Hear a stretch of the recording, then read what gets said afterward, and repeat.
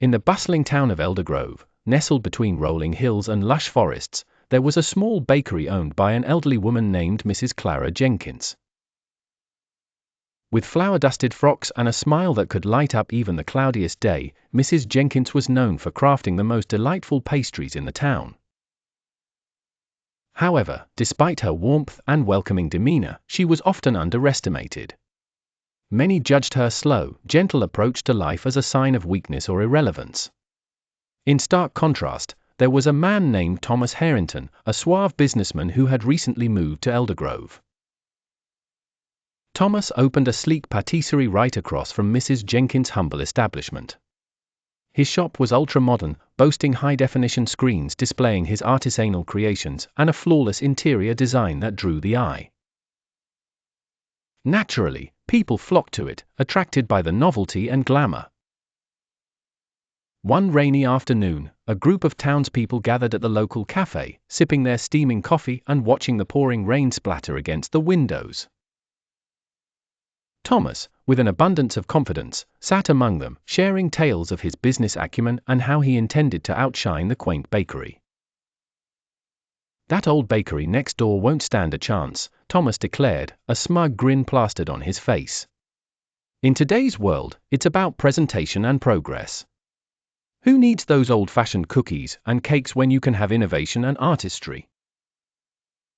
One of the cafe patrons, a young woman named Elsie, listened to Thomas and furrowed her brows.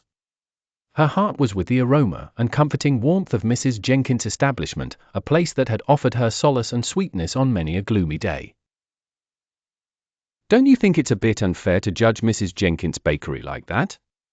Elsie interjected, her voice steady but gentle. "She's been here for years and has more experience than most of us combined."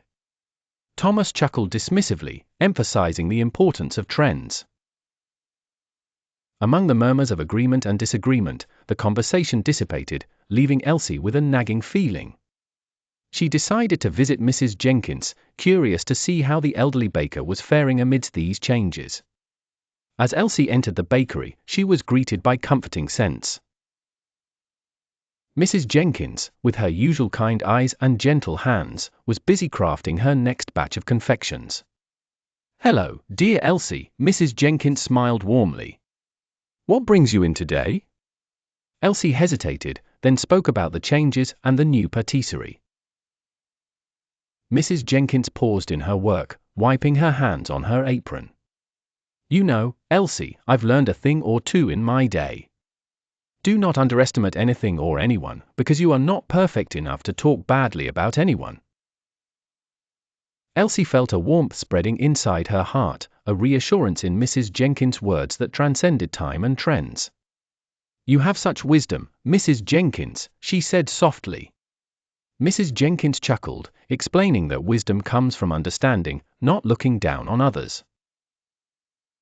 Elsie left the bakery with a newfound appreciation for the old baker's wisdom. As the weeks rolled by, the excitement around Thomas's patisserie began to wane. People slowly returned to Mrs. Jenkins, craving not just her delicious pastries, but the comfort and understanding she offered. Eldergrove residents began to realize that it's not just the shininess of new paint, but the layer of stories and authenticity that truly warms a person's heart. Thomas, noticing the shift, decided to humble himself and visit Mrs. Jenkins' bakery for the first time.